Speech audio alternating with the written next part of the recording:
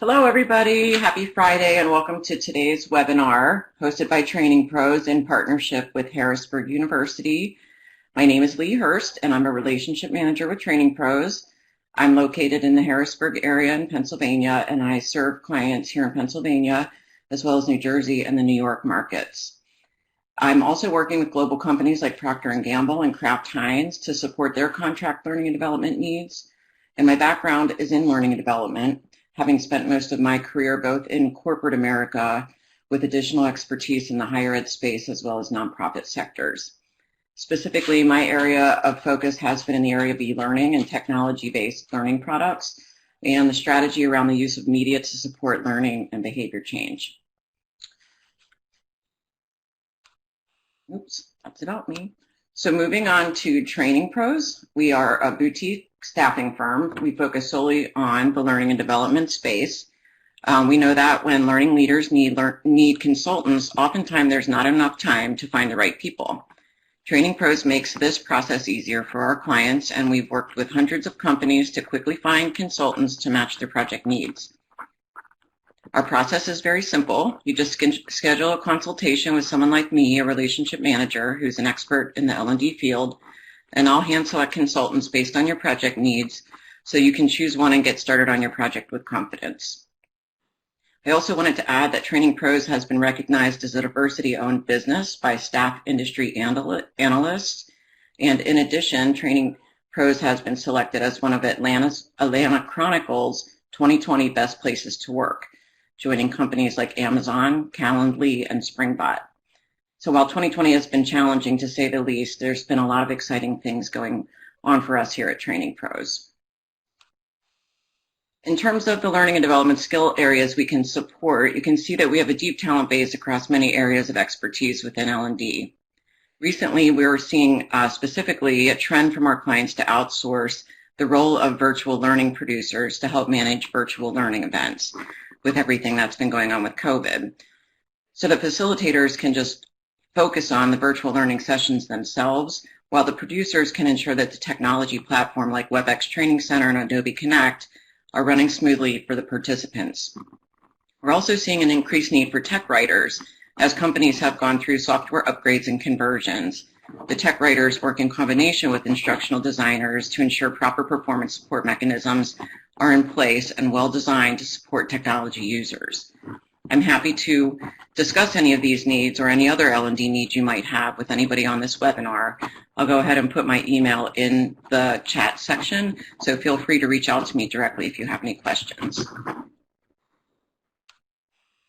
Now, moving on to our webinar topic for today. Today's topic focuses on training AI leaders through a collaboration between Drexel University and DXC Technology. To me, this is a very fascinating topic about creating innovation through corporate and higher ed collaborations. I met Brian Smith when I was studying at Northwestern University through a similar collaborative between Accenture and Northwestern. The goal of that program was to create thought leaders in the area of learning and business simulation technologies so that Accenture could then create a new business unit to sell those types of high-end learning solutions to clients. Brian and Jerry worked together to create a similar collaborative, and that's what we'll talk about today. Brian recently joined Boston University and has been named the Honorable David S. Nelson Professorial Chair and Associate Dean for Research at the Lynch School of Education and Human Development there, and will be working on creating similar collaboratives at that institution. Jerry Overton is a data scientist in DXC Technology's Analytics Group, a DXC Fellow and a global lead for DXC's Applied Artificial Intelligence Center for Excellence. He's also the vice chair of the Scott Morgan Foundation, whose mission is to promote the ethical use of AI and robotics to enhance people's lives and society as a whole. And with that, it's my pleasure to hand this over to our presenters, Brian and Jerry, and I'd like to personally thank you so much for taking your time to present this topic to us today.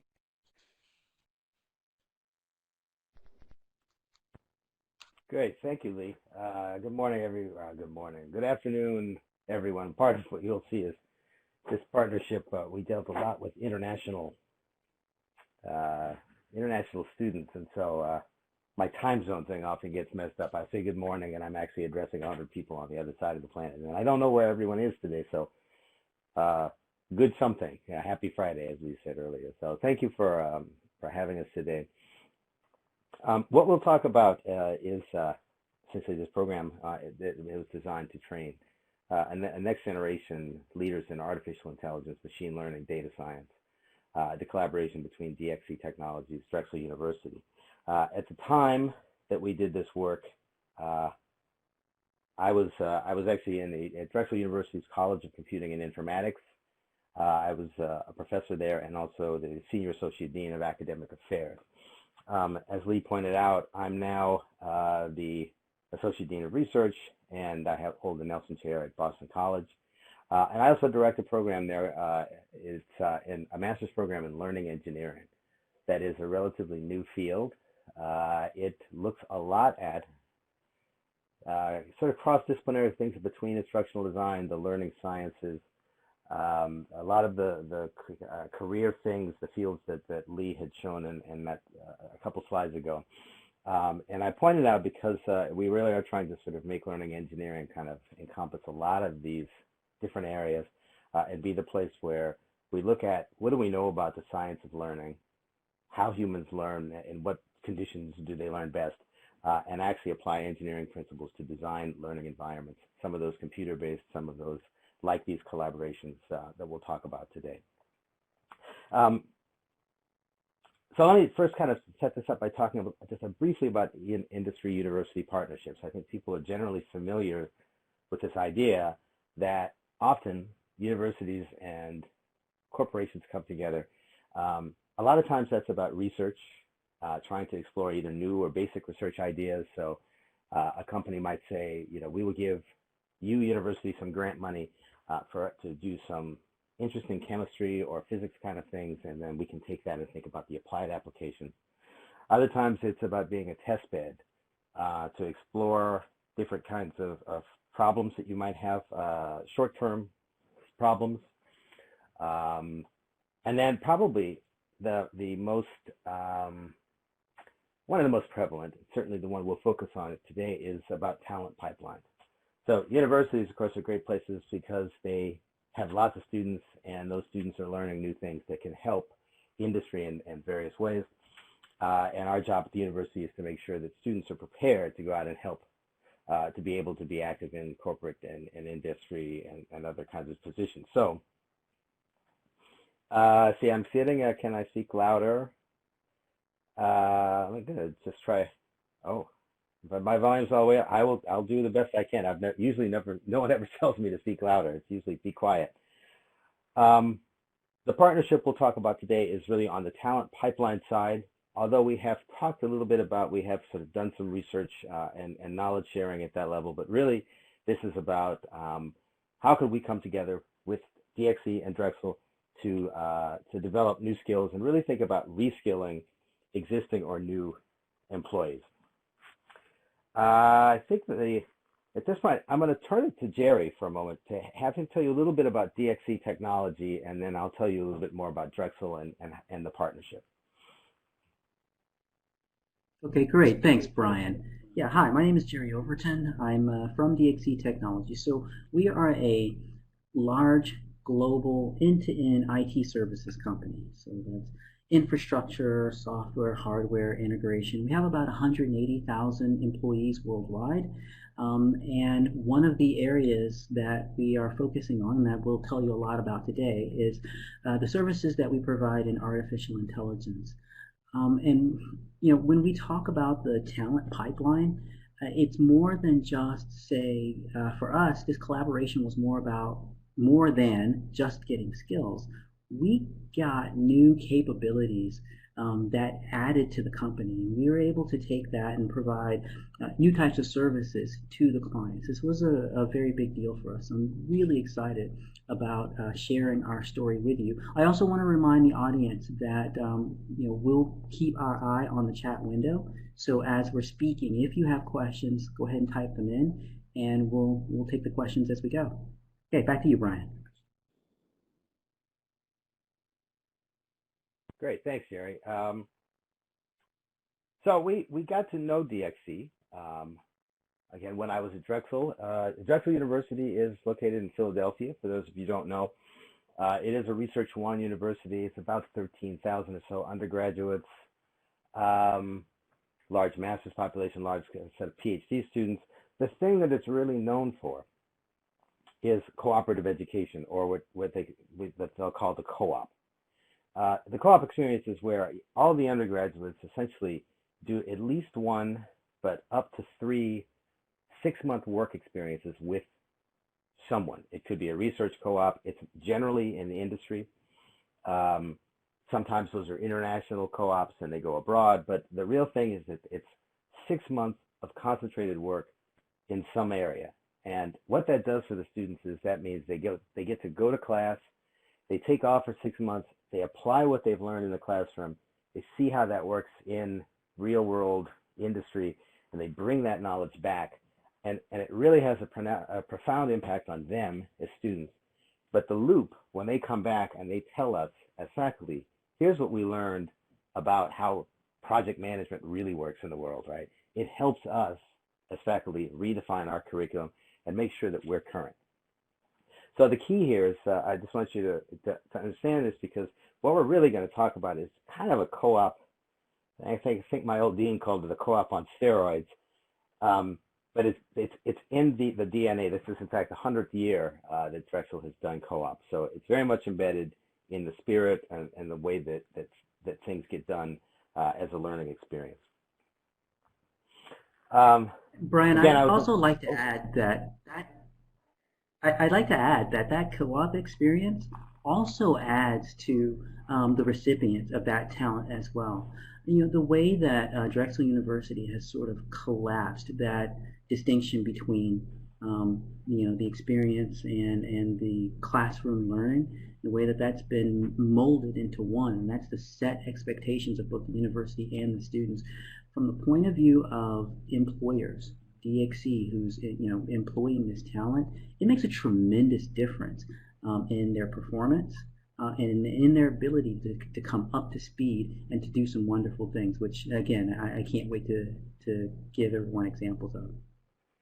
Yeah. No, thank you for adding that, because I meant to say that of the co-ops, there's about Drexel has a group called the Steinbright Career Development Center, and they essentially help to broker relationships with companies. There's about 1,100 to 1,200 companies that they work with, and essentially like sort of making it easier for the students to find companies and positions, and then to apply for those and interview for those as they normally would in the world. But the finding process is much easier. The other thing is many of those companies, they're repeat companies, because they say your students have an incredible insight into how how industry works, how to be part of a team, how to do all these things. Part of it because they're coached when they first come in, they take a co-op one-on-one class. The second part of that is once they're on their second or third co-op, they have enough work experience in industry that they get very savvy pretty quickly. So I think it's something like 60% of the students upon senior year will get offers from a co-op company that they'd already worked for in the past. So it's very good. A lot of employers really love it because it's also 6 months as opposed to a 10-week internship. So I want to stress that again, kind of longer term work, so a student can come in, they can get trained up, but then they have more time to really understand the organization and the impact of the things that they're doing as part of their co-op experience. College of Computing and Informatics, it is something like 98% of the students in the college. There's roughly 2,400 students there now. The undergraduates are more like on the 1,700 range. 98% of them will do 3 co-ops over their 5 years at Drexel in their undergraduate program. The College of Computing is relatively new to Drexel. It started in 2013. It combines a computer science department and what was a school of information. So it's fairly unique in that by bringing that collection of very technical computer science people with people who think a little bit more about the application, the humanistic sides of computing. You put those together, and then students get a very rich experience where they see, yes, I have to think about how to generate powerful algorithms, but I also need to think about the ethical issues and the social issues that go along with that. So trying to sort of get, again, a very broad set of students who can think not just about technical skills, but are prepared to be leaders in the computing and informatics field. So in DXC, I came to Drexel probably in 2018, and I know for sure I met Jerry in December of 2018. We were introduced by the Chief Human Resource Officer at the time, Joe Mason, who actually said to me, when I have hard problems to solve, I call Jerry Overton. And then she looked at me, she said, you're now going to be partners, so the two of you need to get together and figure out how you're going to solve this hard problem. And the hard problem that she posed that particular day was, as Jerry said, close to 180,000 employees and all of this technical change going on in the world. So much demand for people who do data science, who do artificial intelligence, machine learning, cybersecurity, right? The need is great, and the talent, right, isn't quite there yet, right? So we need more people than we actually have who can do this kind of work. And not just doing the existing work, but as Jerry said, bringing in people who can actually now develop whole new capacities for companies so that they can do work better, stronger, faster than they could if they didn't have these things. So in some sense, the initial asks from DXC were, could we get hundreds of students literally to go from Drexel and then walk into DXC locations around the world and be ready to work. And it turns out it's sort of hard to do that at the undergraduate level. We decided that the graduate level might be a better opportunity, and really the key was thinking, what if we started something, let's do a pilot program where we took 100 people. And in this case, we said, what if we took 100 international employees and maybe some college students from abroad? And we say, let's train these people in relevant computing and informatics programs. I'll show you what that means in just 1 second. And then we give them a really attractive package. So DXC said, what we'll do is we'll pay their tuition to get master's degrees. We will give them a housing stipend. We'll give them part-time internships, 20 hours a week, where they can do work with us. And again, that work is going to be working with real clients that are part of DXC's portfolio. So in some sense, let's have a part-time internship like the co-op that I've been talking about, and we'll stretch that as opposed to them going away for 6 months. We will have them doing that work for DXC while they're in school. And so that was the initial idea. I said the relevant programs to study. What we did was we had a number of master's programs at Drexel at the time. 4 of them stood out after we sat in the room, myself, Jerry, many of our faculty, others from DXC, and we said, let's focus initially on our master's degrees in software engineering, information systems, computer science, and the newest program at the time was a master's in data science. In fact, I believe it was the first year that data science was actually running as a master's degree.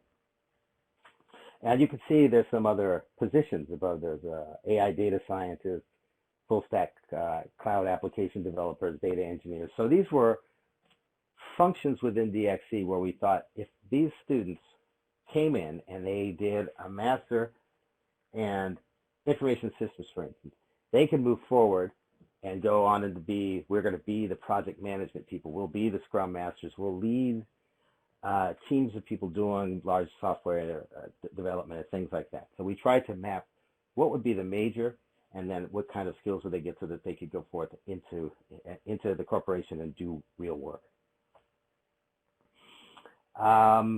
Just very briefly, actually, all this is, I'm really just going to say on this, it's a 7-term sequence. Drexel is a quarter system. So they will graduate, they started in September of 2019, and they will graduate in June of 21. So essentially a 2-year master's program that they've been doing. One thing also about this is that you'll notice in terms 2 through 7, it says at the top, 6 credit towards the major, 3 internship credits. So they are taking essentially, 2 courses a quarter that are core to their major, whether that's data science or computer science, et cetera. And then all of them take a 3-credit internship course. The reason for that internship course happens to be because if you're an international student, the first thing is you're only allowed to work part-time under something called curricular practical training, or CPT. So when you get an F1 visa as an international student, you come into the United States, most students do not work. In this particular case, you can get them to do CPT up to 20 hours part-time, and the very important piece of that is they can't just work any job. It has to be relevant to the program of study. So what we did is we said, okay, well, obviously work. If they're working at a company like DXC, that is relevant to computer science majors or data science majors. But we want to make sure that we're in compliance, number one. Number two, how can we make that internship, how can we make sure that there is a really strong connection between work and their studies? So we created this course to make kind of explicit connections, to have them reflect on what am I doing when I'm in my industry mode and what am I doing when I'm in my school mode. It turns out that that course was then run physically and later virtually, because for reasons we all know with COVID. But when we started this project, we had just moved into a new building at 3675 Market Street in Philadelphia. We had 2.5 floors of that building, and DXC did an amazing thing. They said, we're so interested in your talent and how to get your talent. We're going to move onto the 9th floor with you, and we'll take 5,000 square feet of that space, and we will build what Jerry will tell you about what is now called the Applied AI Studio. And so you have to imagine, and you'll see a little bit of this, you have to imagine students coming off the floor of the 9th floor elevator, and the first thing they see is a big DXC sign. And so if you're an undergraduate student or a graduate student and you're thinking like, well, one day I need a job, and who are these people? You quickly learn who DXC is and what they do. So it's phenomenal marketing for the company in terms of getting these students to pay attention to them. But the really important thing for this particular story is that now we're in proximity. And that meant that the internship course took on a different flavor because it wasn't the students taking classes in the Drexel building and then they would go across town to work. They're actually doing their work in the same building where they would be in the AI studio. They'd walk down the hall, they would take a class on machine learning, and then they would come back and basically be back at work at the end of that class. So a very close proximity, and I'll talk a little bit about proximity in a second. But the internship course essentially became this thing where DXC had hired 3 full-time Scrum Masters to lead internship work. So all of the students, the 100 students, and I do want to say the 100 students are actually all from India, the Philippines, and interestingly, one from Mexico and one from Malawi. And so again, 100 of them came, we recruited, we set up a large recruiting plan, far too much to talk about in this talk, but I flew to Bangalore and to Manila and then recruited the 100 students that would then be part of this program with help from my colleagues at Drexel and many, many people from DXC. So the DXC hired a set of project managers, Scrum Masters. I worked with them each week in their weekly team meetings, and this is what became the internship course. So it really was DXC doing their work with the students, and here, kind of the interloper of me as a faculty member, sitting in with them and watching what they do, but also talking really, having a lot of discussions with those project heads about what is it that students are doing for their work, what skills do they need, and where do they need improvement, what could be better, what are things that we didn't think about when we designed our curriculum that you see in the course of their work that we need to be thinking about. So I would see the work that was being done, and I could also go, I see there's a gap here. Or, and let me say, there's two kinds of gaps at least. One, it could be, I see that they don't know a particular skill set that I think one of our majors should have. Sometimes the gap was more, they're way ahead of us and we didn't provide them something. We should be doing this kind of work or providing them some skills for this, but they're luckily getting that from Scrum Masters. How do we make our majors better? And so really the internship course became a place where, again, we were trying to do very explicit connections between me watching the work and then trying to learn how do I improve the curriculum from the Drexel standpoint. And just a couple examples here. One of the first ones that came up was a lot of the work that these students are doing for these clients involves a lot of data science, and it involves a lot of the Python programming language, the computer programming language. All of our majors did not have that. In fact, there was only one major where Python was part of the curriculum. It became clear that they all needed some kind of skills in that regardless of the major. So they didn't have to be full experts, say, if they were doing information systems, but they needed some experience with that. And so this started us on things where we would watch the work and then think, okay, look, what are we teaching them? What does this schedule look like next quarter? How do we make sure we adjust the schedule so that they have what they need to keep doing work and keep being productive? So essentially kind of trying to go real-time continuous improvement. At one point, the Scrum Masters said to us, where all of the students have worked with databases. They have the basic idea, but we need them to have more expertise. It turns out they just need more than what they have, in either structured or unstructured databases. Can you help us give them those skills, right? And so that got us, let's go talk to a faculty member. Can this faculty member teach a course, a seminar on databases to kind of get them upskilled in that kind of, that sort of thing? And so again, we did that pretty much on the fly once we understood what was going on. I don't want to get into this too much, but I did want to. Oh, go ahead, Jay. I just want to mention really fast that that's an example of the kind of collaboration partnership that we had with Drexel University. That part was amazing to us. You sort of mentioned it casually, but for us, it's a very big deal at DXC that, as we take the students through their work experience, and we found areas where they had holes in their learning or areas where we anticipated they were going to need development, you guys responded to that. To sit down, faculty right there with us, and then updating how things are taught on the fly. That's pretty amazing stuff, and that was the kind of collaboration that we needed in order to make this program work.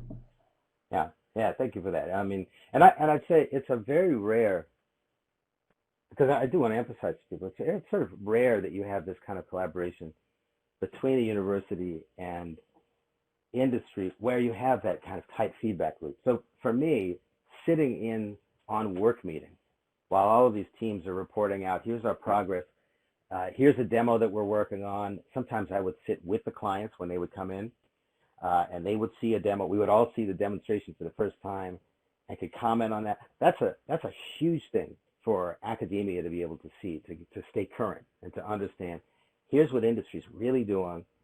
We can't change everything, but we can certainly be as responsive as we can to try to make sure that the students have the best training that they have, so as soon as they get out into industry, they're ready to hit the ground running and actually do productive work. So some of what that was, and I do want to say that one of the advantages here was that DXC moved into the space. And so we had this very close proximity. And it allowed me to do a couple things. One, I could just go and see. I could just walk around, and we structured this course so that I would have to observe how work was being done. The Scrum Masters could come and they could go to a class and sit in to see how are they teaching something about machine learning or artificial intelligence algorithms.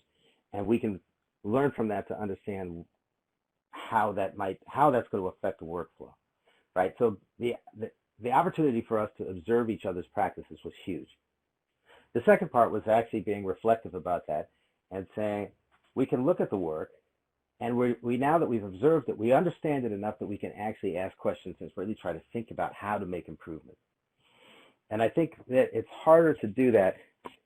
Typically in higher ed, we might say, we're going to make a master's degree, and we might ask somebody in industry, what would you like to see? But we don't really understand the work.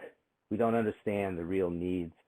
And so this really gave us an opportunity to have close collaborations and to see up front, what are they doing and how do we make, improvements? So yeah, I think the real thing here was, and by the way, even when this turned into, we were no longer in physical space, we're virtual, we were still able to continue this. It was because it was just a different kind of observation. So whether you're in the same space or not, I think it's important to be able to have a tight loop between sort of watching work and thinking about how classroom curriculum, actually, how do those things line up? How do they align? And then trying to use those observations to improve the design and the implementation of teaching to also ultimately improve learning for those students.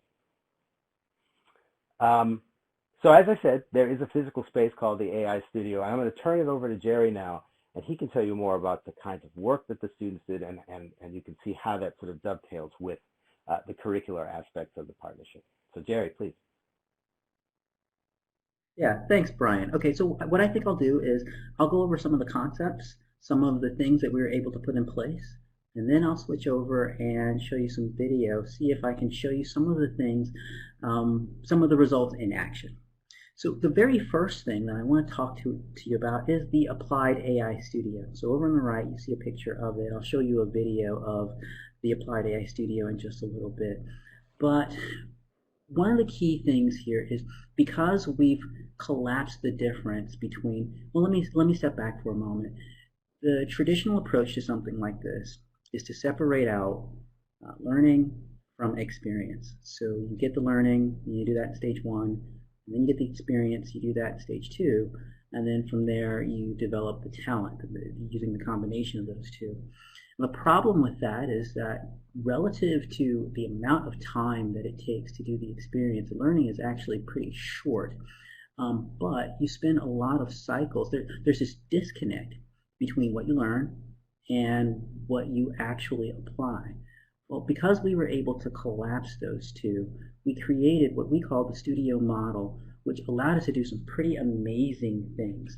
First of all, we had to take a risk. We had to take, and if there's only one takeaway that you get from this, from my point of view, it would be something like take the training wheels off. So normally an approach to something like this would be to take the students and to either put them on projects that are purely research driven, off the critical path, or to give them tasks where there's not a whole lot of risk associated with it. So if they fail at it, it really won't affect things very much. We took the opposite approach. We put them on things that are really important to us, that are critical to our success. And we even had them working on building out new client projects and new client relationships. This was a risk, but it turned out really well for us because not only did it drive new capabilities in the company, but it also acted as the catalyst for making sure we got the most out of this program. So in our studio, we run real outcome-based AI projects. We do this with clients. We build up opportunities in key areas, AI, data value chain management, data science as a service. These are all, our most forward-looking and really some of our most challenging areas where we have to develop talent. We get at least a 10x decrease in the cost of this AI talent and doing the innovation. The reason is we shorten the cycle because we've compressed both experience and academics into one. It takes us far less time to get people who are really accomplished experts in this area. I mean, it is an enormous increase in our ability to get talent in this area. We've also, Brian has mentioned this, we've also collaborated with the faculty themselves on projects. I know, Brian, you've been in on a number of our meetings, and you've been there helping us and coaching.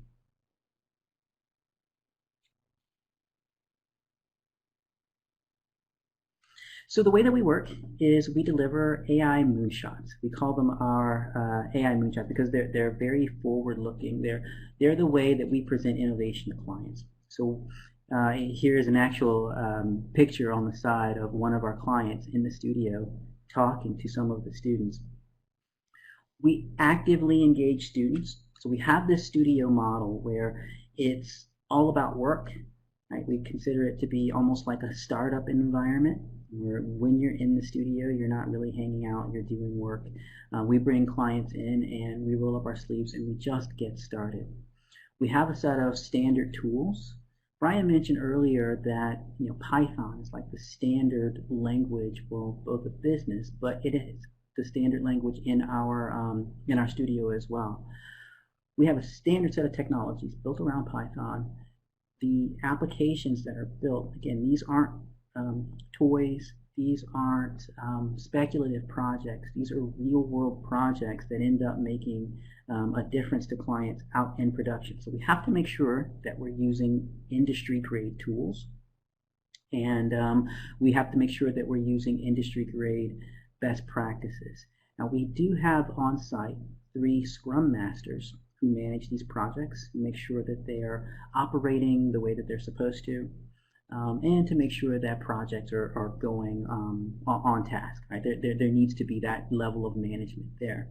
But with that in place, students really take to this. I mean, they are some of our most talented employees in the company. The learning curve that they are able to absorb is amazing. There's a really high level of energy in the studio, and this is working on these types of technologies is something that it's good for everyone. Let me give you an example of some of the things that we've been able to do in the studio. Now, there are a number of projects that we're working on. I have a slide here I'll show you some animation. So if you're looking at a blank purple screen, there's nothing wrong with your screen. It's the way the slide is supposed to look. But we have a number of projects. There is, we mentioned at the very beginning, Lee mentioned that, I am a vice chair at the Scott Morgan Foundation, where we are applying artificial intelligence to help those with extreme disabilities. They are creating artificial intelligence assistants and heads-up displays for things like self-driving wheelchairs, being able to track eye movements and generate speech to help those who are paralyzed and unable to speak. There's a number of really cool projects that we're kicking off. I'm going to give you an example of, 2 of them. And what's interesting about these is that we created these projects.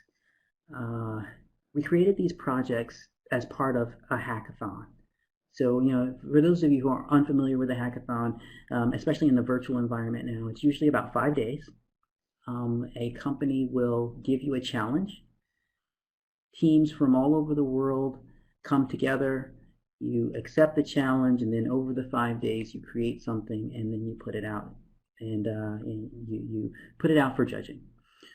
One of the hackathons that we entered was the Fedex Api Hackathon. So we created this idea. So we got together 5 students from the Applied AI Studio, and we started on what we call the FedEx economy.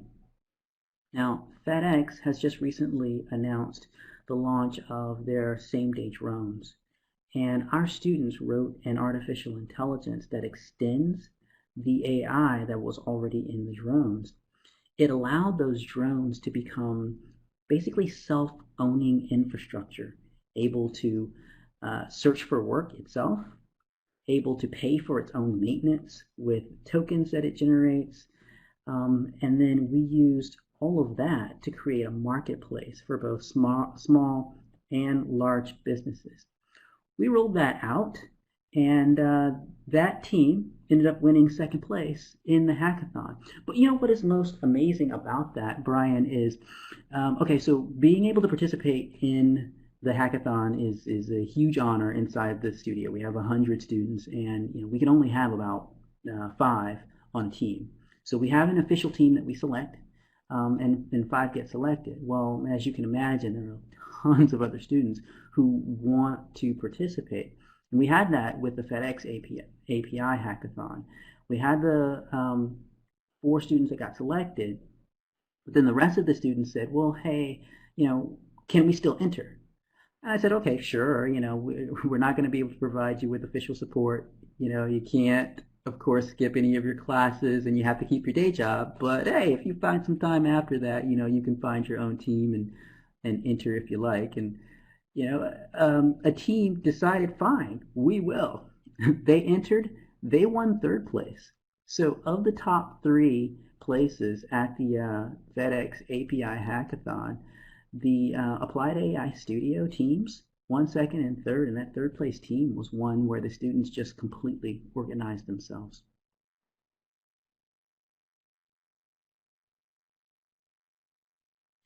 The next one that I want to show you is what we did around what we call the Smart Queue. So the New York MTA also had a hackathon that they put out, and they wanted to get people what they call back on track.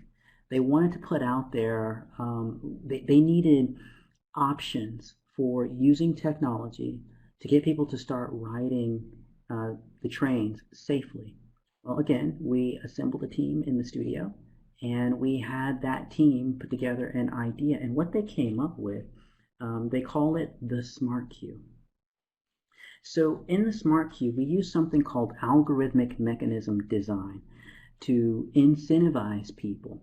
Now, what algorithmic mechanism design does is it lets you align the individual incentives with that of the whole. So imagine, say, a school of fish working together, moving in unison to evade a predator.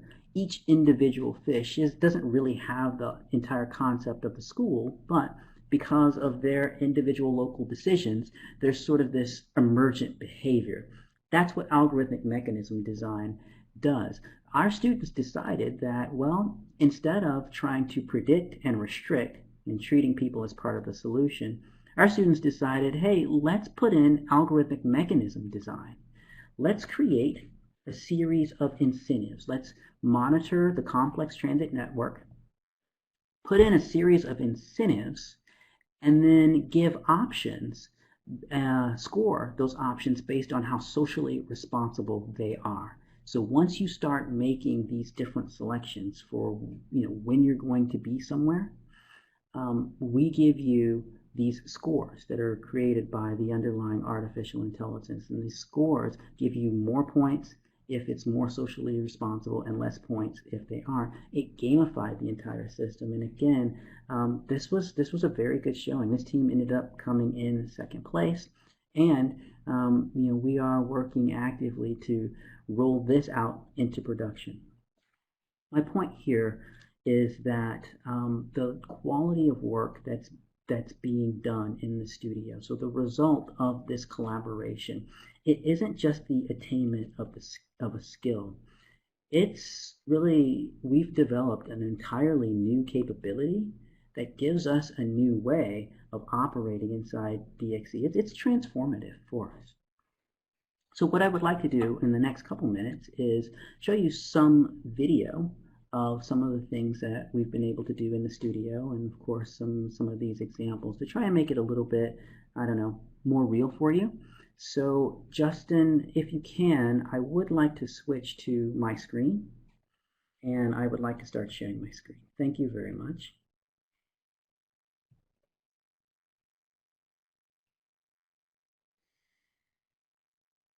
Okay, so Brian, I'm assuming that you can see my screen okay? You mentioned being in the studio. I'm going to take us through a tour. And this is what you were talking about with getting off of the elevator and coming in and seeing the DXC branded space. Of course, on the exterior of the space, it's 5,000 square feet. On the exterior of the space are breakout areas, but on the interior is where we meet and where we work. These are pods of students.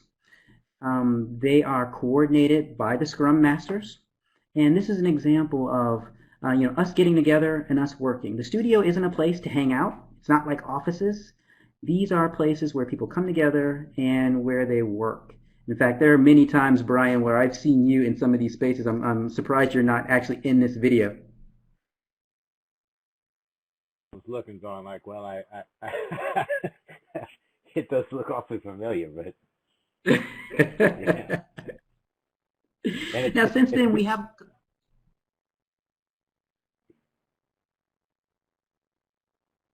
Yeah, so since then we have gone virtual.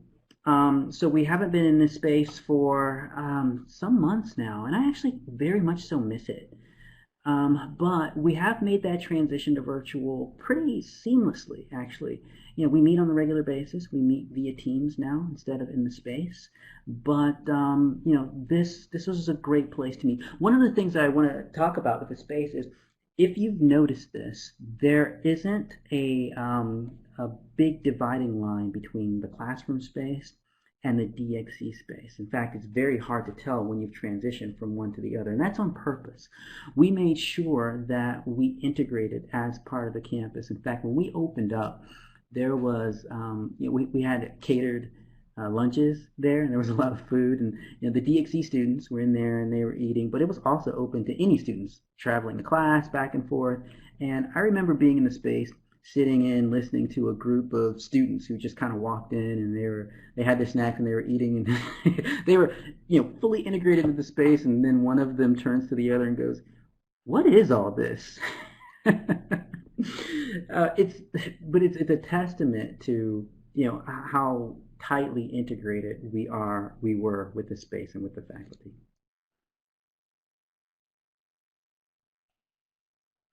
The next thing I want to show you is sort of a live demonstration of what we did here with the Smart Queue.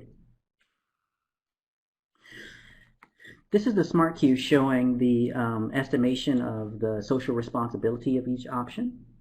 You can choose which option you like, and the Smart Queue is like gently nudging you toward socially responsible choices. You can rack up reward points, and those points help guide you towards socially responsible behavior. This is an application that we actually built, and like I said before, we're working on deploying this out into production. This is the live Smart Queue app. Last thing I want to show you here, last video I'd like to turn over, is what we did with the marketplace with the Fedex APIs. So we ran something that we call the Fedex economy. We ran it on the blockchain with a smart contract. We set up tokens. You can start by registering yourself with a smart contract. We created these FX tokens that you can buy on a token exchange. We allowed you to earn tokens in the marketplace, or we allowed you to FedEx to grant tokens. There was a way of funding business innovations. So if someone wanted to start a business, you could register yourself in the marketplace, create a profile, and launch your startup. You could register yourself in the marketplace. Someone could place an order for what you're looking for, or for you, and then you could make a payment. Now, thanks to the Fedex APIs, you can actually hire bots to make deliveries. We extended the AI on the bot to allow you to do this. We also integrated it with tokens that were on the exchange, so you can buy and sell these tokens on the exchange, or using your wallet, you can give away the tokens. This was the entirety of what we call the Fedex economy. It's quite complicated, but again, in 5 days, we were able to roll this out. My point here is that this is the level of talent that we were able to build, and this was a level of applications that we are now able to implement. Getting a hold of world-class data science and artificial intelligence talent is hard enough, but getting them to the place where they are productive is even harder. This program has allowed us to do both. So with that, Justin, can you bring us back to the slide deck?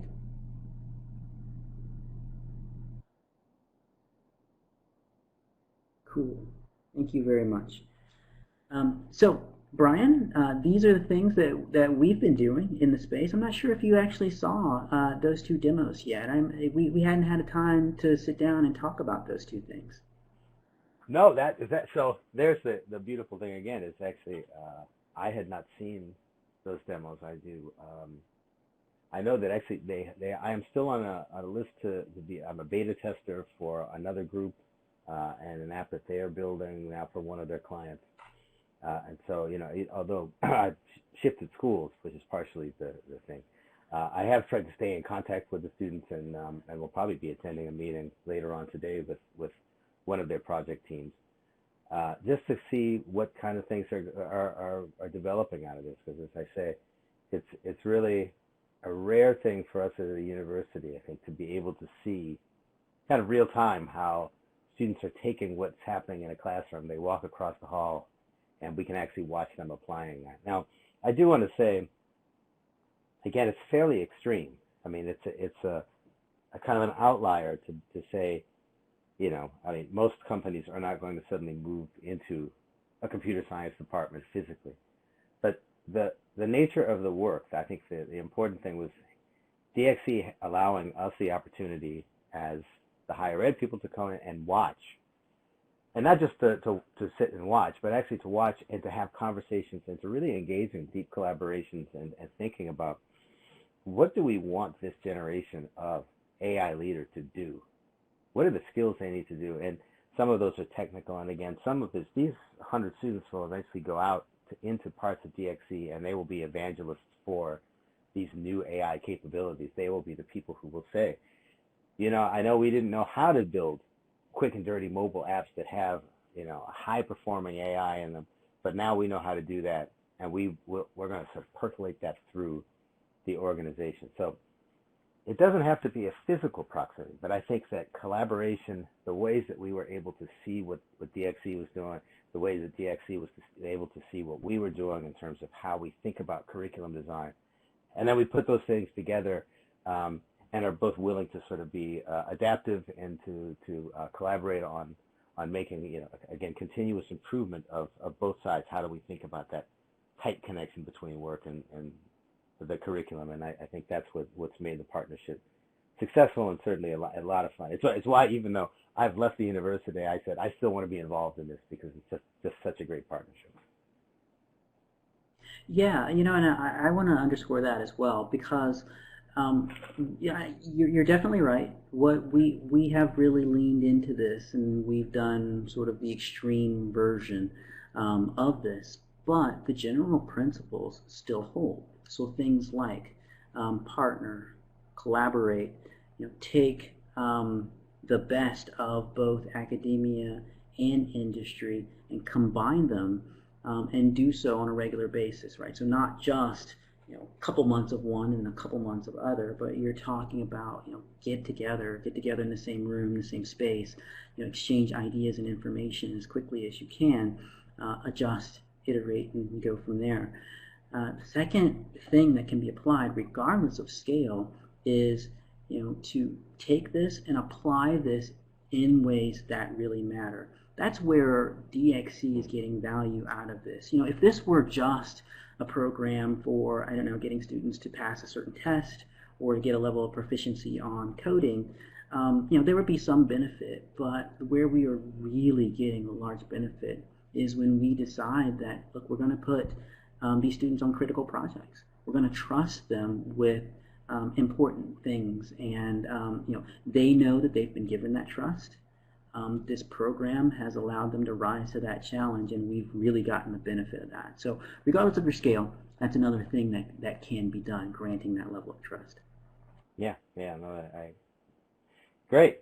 So I know, I think, we're both aware of the time, and I think that Justin and Lee wanted to do a little bit of sort of closing out with you, but our contact information is here. Thank you so much for listening, allowing us to kind of to tell our story today. I think you can see we're both very excited about where we've come and the work that will still continue with this set of 100 students and the partnership between these, the university, Drexel, and DXC. So thank you again. Please reach out if you have any questions. Our contact stuff is here, and we'd be delighted to talk with you more about the work that we've been doing. All right. Thank you very much, Brian and Jerry, for joining us today and sharing about the Applied AI Studio and the DXC. I found it very fascinating, your approach as well to what you're able to do here with Drexel. So thank you very much for joining us today. I also want to thank Lee and TrainingPros for partnering with Harrisburg University so we can bring you this engaging content and these webinars. If I can have you stick around for just a minute, we're going to move to a layout where we can get some feedback from you on audio quality, some of the technical considerations, but also so you can suggest future topics for us, for future webinars. So, we have a lot of fun with these. We really appreciate you all joining and everyone involved in putting them on. So thank you, everybody. Hope everybody has a nice weekend, and we do thank you for your feedback. Have a good one.